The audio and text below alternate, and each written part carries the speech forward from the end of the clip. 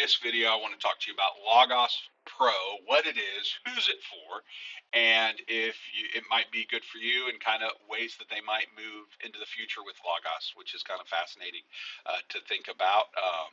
Logos can be pricey. It is pricey to get in, especially once you get into the more robust libraries and the full features. I spent more on Logos than I have any of my vehicles. So, and I love it. I love the software. It has changed my life. You don't have to spend what I've spent. They've always had kind of a free opportunity for people to dip their toes into the water. But it is pricey to get into. But yeah, it changed my life. So if you're not familiar with Logos Pro, Logos released this month what they're calling early access to Logos Pro, which is a subscription model of $10 that gets you 4 new features and an opportunity to add about 400 resources to your library. If you already own a lot of those resources, which I did, then the resources are a wash. There's some new magazines and journals and things that I didn't own. I think I got like 60 or 70, maybe 80 books when I updated. $10 a month, and it's really early access as they move kind of in what I see a subscription model.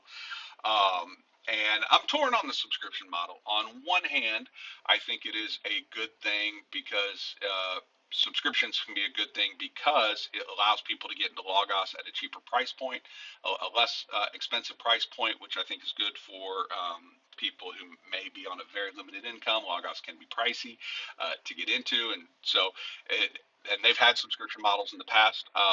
And I also think if there are ongoing costs associated to AI tools, this is an opportunity to keep those costs in check, especially as AI tools change and there's price things I don't understand about it. But if there are ongoing prices, I kind of understand that. I also understand for people who may not want to use AI.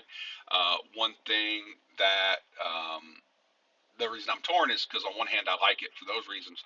On the other, I'm not the I like owning Logos outright. So one day I will gift my large library and my software to someone, either a person in the family or another pastor. And I like being able to own it outright, to be able to give a gift to someone and say, hey, there's no other cost associated with this, to have the latest features and things. So I'm a little bit torn. I'm excited where it could go, and so I'm definitely not discouraged. I'm just kind of inquisitive and interested of how this is going to work out. And at the end of the day, anything that gets people into Logos with less of a barrier, I think is a good thing.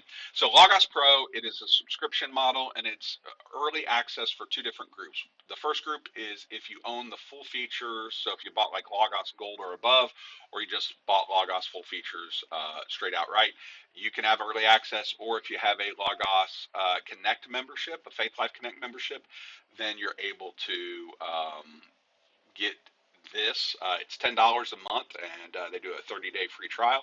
So I signed up for it today, and you get about 400 books that come with the package. I already own most of them. I think I got like 60 or 70 resources added to it. Some of the magazine that Logos used to publish was one of them. Was one of the like resource sets that came with it, and some other things that I'll be interested to check out. But it wasn't like a huge amount of books. But for someone who is checking it out and doesn't have a large library, it may be a good thing. It's got enough for the features to work, is what I've been told.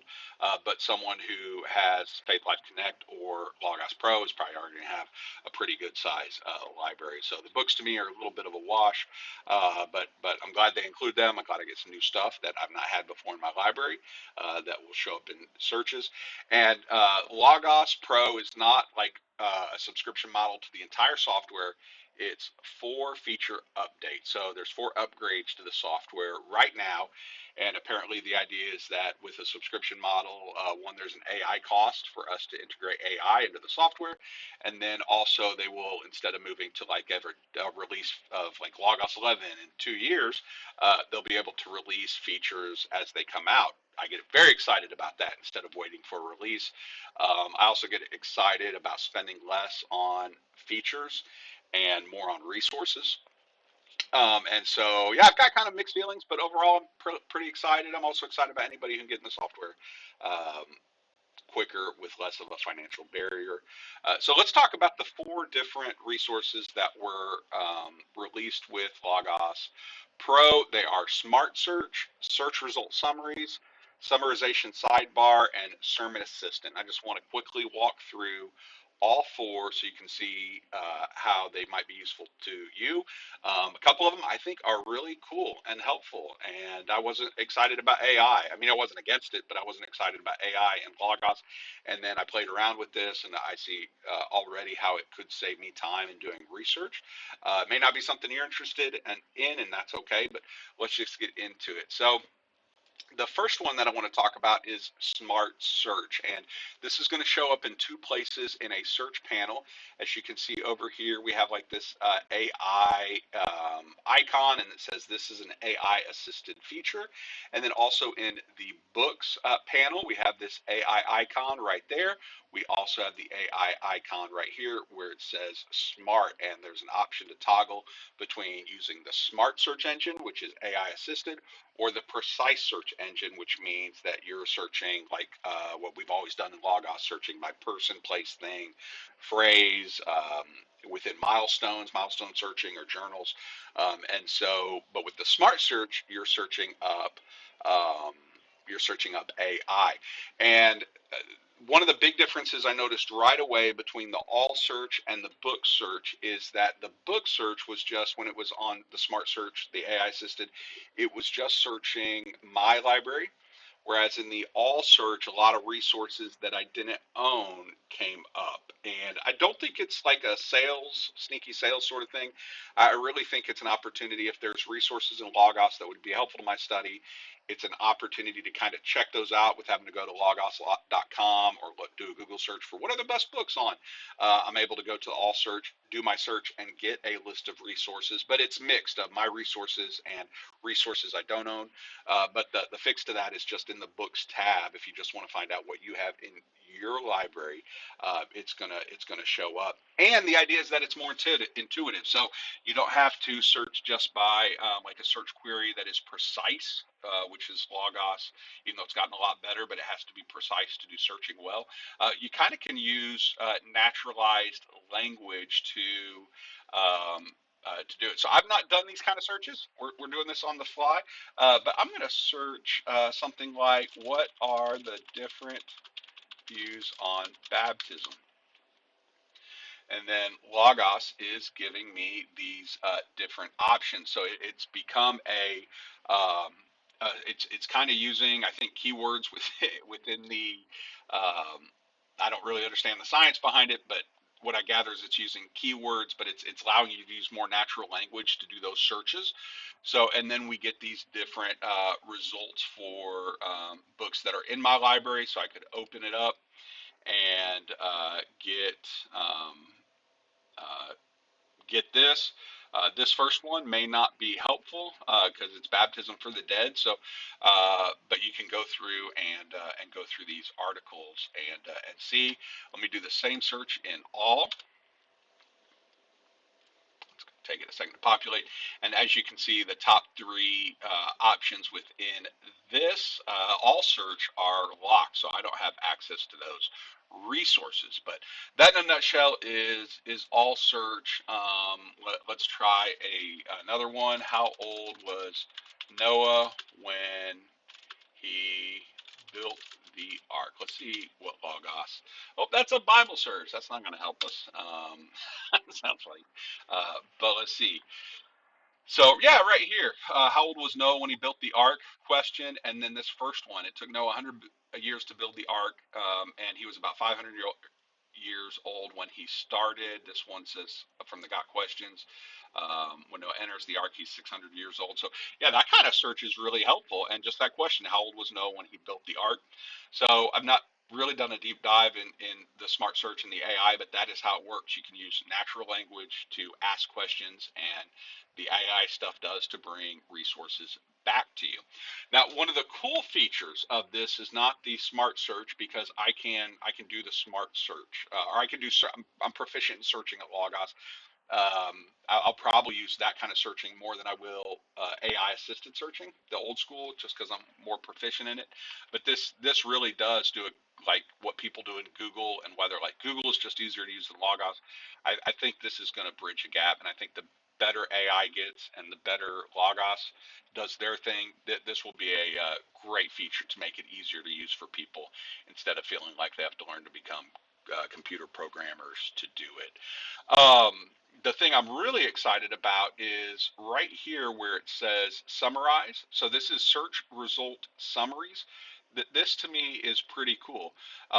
You can click on this summarize button, and again, it's going to do AI, but it's actually going to summarize. So this is an AI generated summary, but it's going to summarize what that article, that resource, the section of that resource is about. And so if you're doing research, I think this is wildly, wildly helpful when you're trying to do research like this. And I've got a lot of resources. Before I was opening up like 15 to 20 resources and just kind of skimming through them. This will replace that for me, where I'm able to get the AI generated summary, and then the ones that I really want to read, open them up. I've not done a deep dive with how accurate the summaries are. I'm sure people on the forums and other places will be quick to talk about how accurate it is. But I don't view AI, any of these tools, as like the final say so. To me, it's like the starting point for getting searches going and finding resources. So I'm going to, if I'm interested, I'm going to see something in the summary that's like, yeah, that's a rabbit trail, rabbit hole that I want to go down. So I do get excited about this search results summaries. I think that's going to be a helpful thing. The other thing that I'm excited about is this summarization sidebar. So we've got this baptism for the dead section in the Zondervan Encyclopedia of the Bible. I'm going to open up the sidebar tool, and the translate tool, which was released in Logos 10, so the last iteration of Logos. But right here, they have opened up this summarize tool, and I'm going to click generate, and and then we get a summarization of this whole section. The text discusses the doctrinal construction of baptism, highlighting disputes in the church over its meaning. It contrasts believers' baptism, seen as a symbol of faith and with human decision, with sacramental baptism, viewed as a divine act. And let's see, okay, because we're just in this baptism section. I am not going to re-record this. Let me see if I can. Nope, can't generate a summary that way. So yeah, so it looks like it is uh, viewing this doctrinal construction instead of this one particular section on baptism for the dead. So depending on, oh, there we go. Now I'm in the baptism for the dead. So let me try and summarize that. There we go. Okay, so I just had to make sure that baptism for the dead was up here as the main thing, whereas like see how I scroll up a little bit, and now we're under doctrinal construction, and down here it says doctrinal construction. So I think as long as what you want to summarize is here, you can click this summarize button, and it will summarize that section. So yeah, that's pretty cool. I'm excited about that. I'm excited about that for commentary passages, and I'm excited about that if I need to go through 15. Like if I open up the 20 resources, I could read the summaries real quick and then kind of do a deep dive in maybe the 4 or 5 that I really need. So yeah, that is the summarization sidebar. I am excited about where this can go. And it will be cool. One thing would be cool is if you could type like a question to Google about or not Google, if you could type a question into Logos with AI about show me my top 10 resources that have chapters about believers' baptism or infant baptism, and then those pull up, I think would be really, really nice to be able to bring resources to you as you try and search stuff out and make your library even better to use. So, all right, so that's the summarization sidebar. The next one, the fourth one that I want to talk about is um, the sermon assistant, and this is going to show up in a couple ways. So I'm going to open up my sermon manager. I'm going to open up the last sermon I preached, which is called God is on Mission, and there it is. So it was had a prayer there, and then preached out of the text, preached out Matthew 28:16 through 20. So the Great Commission. And right here, we've got assistant right there. We've also got the assistant right there. So if you don't have the information panel, I assume you can just click on that assistant. And then the assistant works in two ways. So it works in illustrations and questions, which means it's going to generate like discussion questions, or it's going to generate illustrations. I saw when I looked online what other people were saying, I saw some frustration about the illustrations, like they're kind of vague. When I used this and checked it out, I was not disappointed with it because uh, I did not feel like they were supposed to necessarily be finite instructions all the time, but it's like a starting point when I'm in a sermon. I'm thinking, how am I going to illustrate this? Because I'm not always the best illustrator. I've had to work at that, and to be able to search through, like, how do you illustrate this? So a lot of times I go through commentaries. This gives me a starting point for how to think about that. I think is a really good thing. So let's try both of these. Let's try the illustrations and questions. Let's try. In a couple weeks, I'm preaching at a recovery ministry, so I'm just going to try recovery ministry. And then you have different options. It can be serious, emotive, or lighthearted. And notice there's no check marks next to those, which I think means that you can only have one of those at a time. Whereas if it has a check mark by it, you can actually highlight those. Just click on them in blue, and then it will come up with all those things. Same here with who's your audience, adults, teens, children. We'll just do it for adults. So we're going to say, for recovery ministry, and I'll do biblical. I want lighthearted illustrations with that are personal, hypothetical, or biblical, geared towards adults. Let's see how it generates. And then, yeah, so this first one, imagine a man who was once addicted to alcohol and drugs, but after finding God in a recovery ministry, he not only overcame his addictions, but also started a sober living home to help others in their journey to recovery. His life transformation is a powerful testimony of God's redemptive work. So, yeah, kind of vague, but it's kind of a starting point for me. The second one, in a lighthearted moment during recovery ministry gathering, a member shared a hypothetical story of a person who struggled with addiction and found hope through faith-based recovery programs. The story was both humorous and heartwarming, showing the joy that comes from restoration. This sermon was on God is on mission, so I'm gonna just put that God is on mission, and I want to try serious, and we're gonna get rid of hypothetical and just do personal and biblical. I want to generate that now, and see what comes up. And so this one, just as a skilled surgeon, that's the first one, carefully plans and executes a life-saving operation. So God is on a mission to bring salvation to humanity, carefully working and moving in our lives for our ultimate good. And so yeah, they're kind of brief, but I kind of like where that's headed. And it'll be yeah, I think that with the quotes tool, I think it'll get better. I'm not discouraged by it at all, or I don't feel gypped at all. I think they're good starting places. So let's now go to the um, illustrations. So we did illustrations. Now let's do questions, and you get different types. So do you want a comprehensive, theological, spiritual, or life application? So this first sermon, let's say we are going for like a small group type study. I've got my lesson in here. It's for adults to generate those sort of questions. And now this should just be based off my sermon. Um, and this first one, how can you apply the concept of a gospel culture in your workplace or home environment?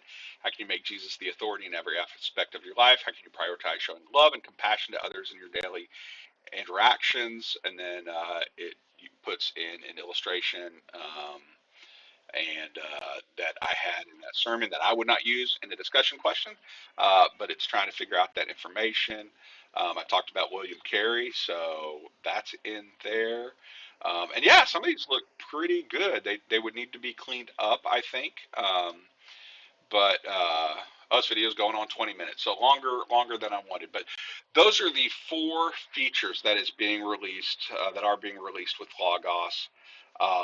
I'm excited for the future. I'm not discouraged at all. I think seeing this kind of stuff in action makes me hopeful for AI, but we will see. Logos has had subscriptions before, and we'll see. So if you're thinking about it and you've got a the full feature of Faith Life Connect, and you're like, yes, I would use the questions like that. And I'm sure you can play around with it and hone how you search to get better questions or better illustrations. I think the summarization sidebar is my favorite feature out of what's been released so far. So we'll see. So there it is. If you're interested, please put a comment in the